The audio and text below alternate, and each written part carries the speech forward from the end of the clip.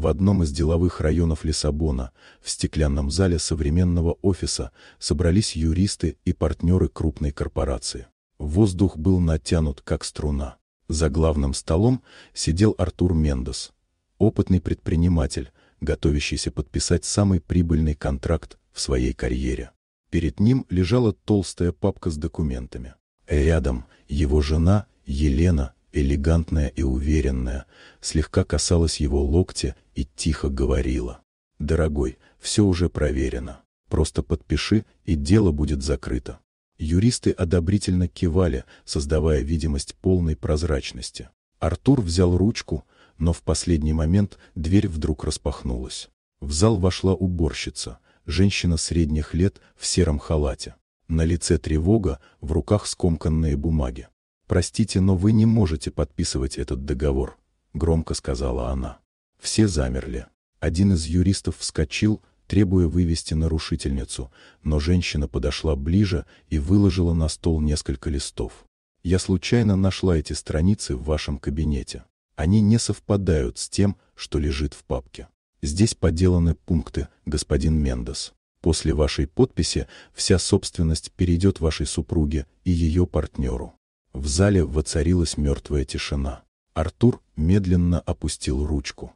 Его взгляд, прежде мягкий, стал ледяным. «Елена», — тихо произнес он, — «объясни это». Жена попыталась улыбнуться, но в голосе прозвучала дрожь. Это нелепо. Она все придумала. Эти бумаги могли подбросить конкуренты. Однако юристы уже сравнивали страницы. Один из них побледнел. «Это правда. Дополнительные пункты есть. Контракт изменен без вашего согласия». Елена резко встала, глаза вспыхнули. «Вранье!» — крикнула она. «Я делала все ради нас». Но в ее голосе не осталось уверенности. Артур встал, отодвинул папку и посмотрел на жену так, будто впервые видел ее. «Ради нас. Ты готова была украсть то, что я строил всю жизнь. Ради кого? Ради семьи или ради себя?» Она отвела взгляд, не находя слов. Один из юристов дрожащим голосом произнес: «Мы обязаны передать документы в полицию. Здесь признаки мошенничества». Через несколько минут в зал вошли охранники. Елена попыталась сопротивляться, но ее вывели.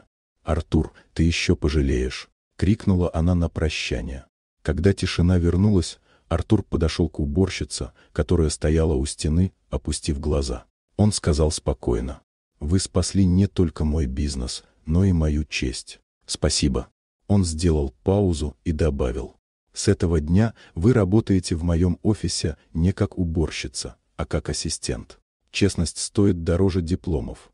По залу прокатился удивленный шепот. Артур убрал поддельный контракт и твердо произнес: «Начнем заново, только с теми, кому можно доверять».